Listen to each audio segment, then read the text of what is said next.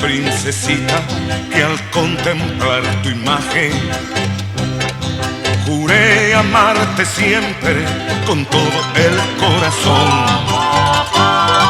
Y me hallé cautivado desde aquel instante de tu preciosa boca que aprisionó a mi amor.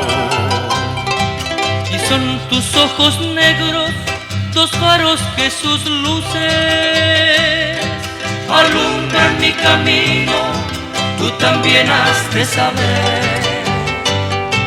Luceros mañaneros con rayos diamantinos que brindan sus fulgores a un bello amanecer.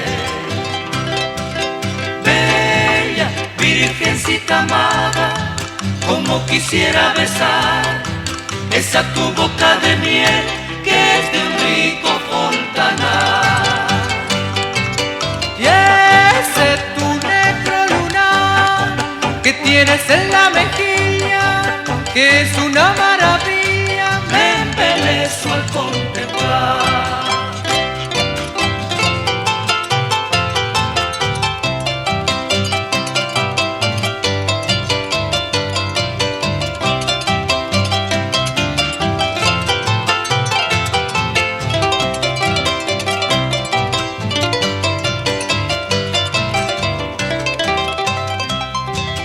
Rostro de sonrojo, cual pétalos de rosas, le da un encanto vivo a tu mágico lunar.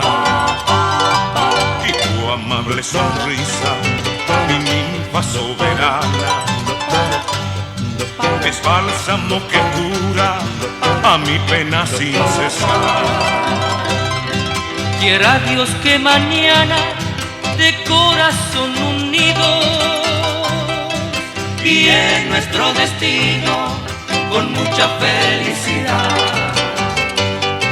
Entonces, Josefina, yo he de cantarte ufano mis más bellas estrofas por toda la eternidad.